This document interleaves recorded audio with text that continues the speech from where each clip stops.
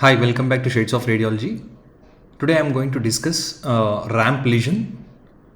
This is one of the important finding which can be detected better with MR, and most often it's missed by arthroscopy because usually the arthroscopic portals are either anterolateral or anteromedial approach.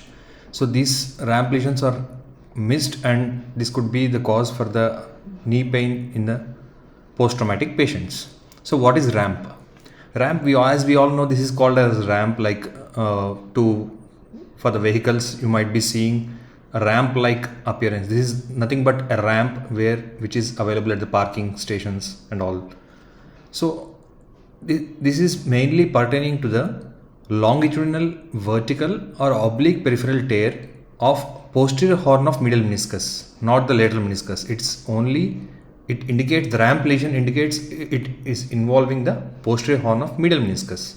So where exactly is the lesion? I am going to show you a little bit of anatomy where these ramp lesions occur. So this is the posterior horn of medial meniscus in the sagittal plane. This is the red zone. As we go towards the innermost aspect, it becomes the white zone. So the tears which happen in ramp lesion occur in the red zone. And there are two ligaments, that is the meniscocapsular ligament which attaches to the posterior capsule of knee joint, and there is a meniscotibial ligament which attaches to the tibia. And this is the posterior horn of medial meniscus, and this is the posterior capsule of the knee joint. And if you see the MR image in the sagittal plane closely, and if you zoom it, you can clearly see the posterior horn of medial meniscus, the meniscocapsular attachment. This is the capsule, and here you can see the meniscotibial ligament and meniscocapsular ligament, and this is the joint capsule. You can see here, this is the joint capsule. So this constitutes the region. Whatever happens here is labeled as ramp lesion, and it is identified as an irregularity at the posterior margin or a fluid filling which is sensitive finding on MR.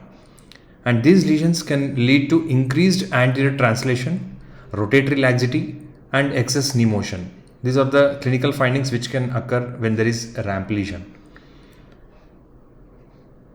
And these ramp lesions usually occur in the setting of the pivot shift mechanism of injury sometimes, and most of these ramp lesions are associated also with ACL injuries.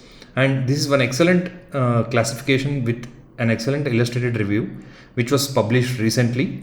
You can go back and look. This is the free article which is available on their website, published by Dr. Atul K. Taneja. You can see the various types, what exactly to call, what are the various types of ramp lesions, with a good illustration, and also classic examples of MR images are available in this article.